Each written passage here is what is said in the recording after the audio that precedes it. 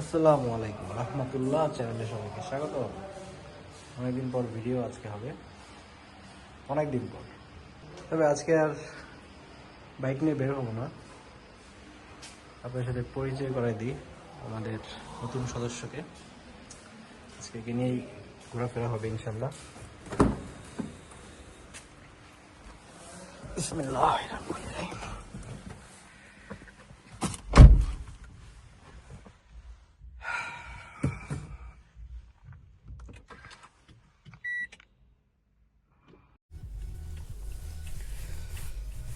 So welcome back.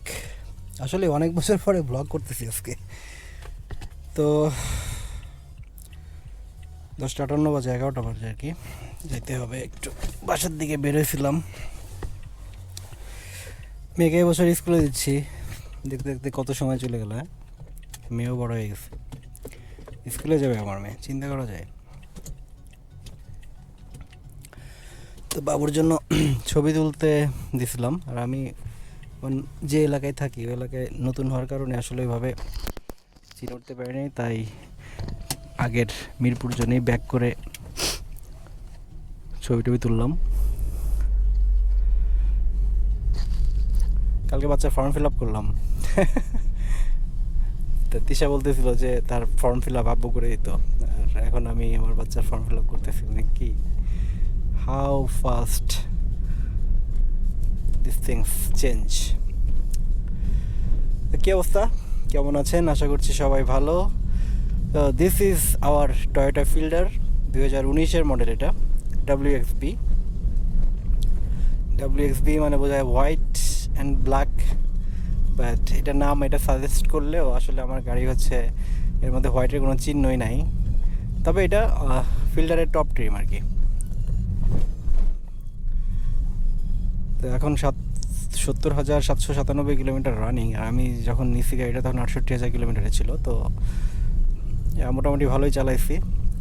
Mean time আমি vlog আগে থেকেই করবো চিন্তা করছিলাম, বাট ওই যে প্রতিবারই একই কথা, কাজের জন্য করা যাচ্ছে না, এত কাজের চাপ।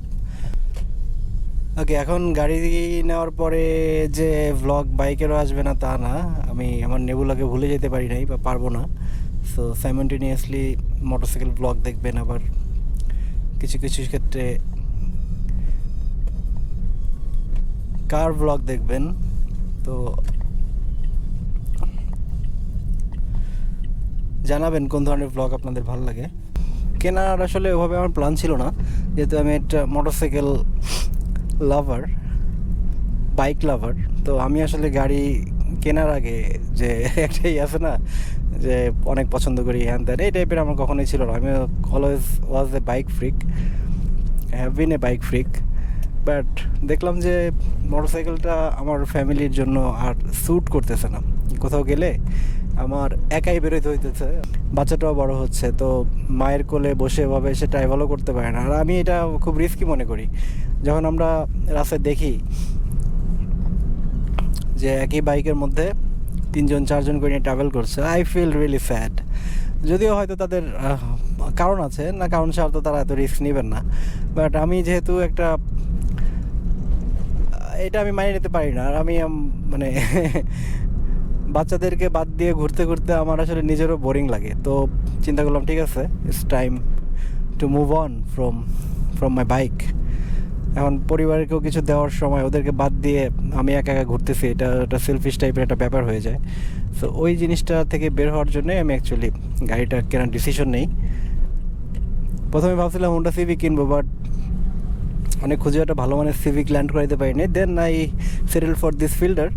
আর এখন মনে হচ্ছে ভালোই হয়েছে, কারণ ফিল্ডার হচ্ছে একেবারে ফ্যামিলি কার, বিশাল স্পেস আছে পিছনে, রোড ট্রিপে যাওয়া যাবে ফ্যামিলি নিয়ে। আর এটার ফুয়েল এফিসিয়েন্সি মাশাল্লাহ, টোটালি যে এখানে দেখাচ্ছে 19.6 কিলোমিটার পার লিটার চলছে আমার বাইকটা। আমার সরি বাইক বলতে বলতে ঢাকার যে রোড কন্ডিশন, আমি যদি এক্সপ্রেসওয়েতে যাই না, এলিভেটেড এক্সপ্রেসওয়ে বা মাওয়া এক্সপ্রেসওয়ে, আমি পাই কিন্তু 23-24 এরকম পাই।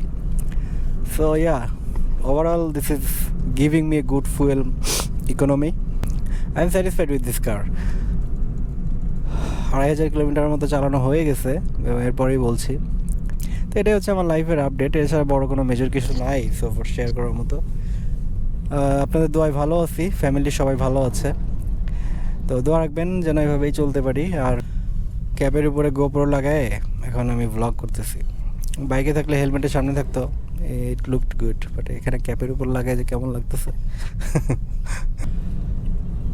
একটা ব্যাপার, আমরা অনেক বাইকারই দেখি যে রাস্তায় বাইক উল্টোভাবে চালানোর পরে শেষমেশ গাড়ির সাথে ধাক্কা টাক্কা লাগে বা দোষ দেয় সবসময় গাড়ির। হ্যাঁ, আর আমি নিজে যখন ড্রাইভ করতে আসলাম, লাইক বাইকগুলো যে কীভাবে যায় রে ভাই, তিরিং বিরিং হ্যান ত্যান ধাপাধাপ ঢুকে যাচ্ছে, কী যে একটা অবস্থা।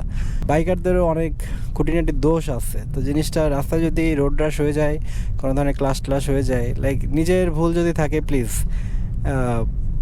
গাড়ির হোক বা বাইকের হোক, আমি আশা করি যে অপারেটররা যেন তাদের নিজেদের ভুলটা বুঝতে পারে। হ্যাঁ, আপনি বাইক চালান বা গাড়ি চালান, দোষ অ্যাক্সিডেন্ট আসলে 50-50 দুই সাইড থেকেই হয়, মেজরিটি টাইমই দুই সাইডেরই ভুল থাকে। তো অনেক সময় দেখা যাচ্ছে যে জাস্ট আপনার একটা তাড়াহুড়ার কারণে, হুটার ডিসিশনের কারণে ভুল হইতে পারে, বাট ভুল হলে জিনিসটা স্বীকার করবেন প্লিজ। সো এই তো আরও নতুন নতুন ব্লগ আসবে। আজকে রাতের বেলা বের হয়ে সময় পাইছি, এই জন্য একটু করলাম, আর এরপরে দিনের বেলা ব্লগ করবো ইনশাল্লাহ। ভালো থাকবেন, সুস্থ থাকবেন, আমার জন্য দোয়া রাখবেন। আল্লাহ হাফেজ।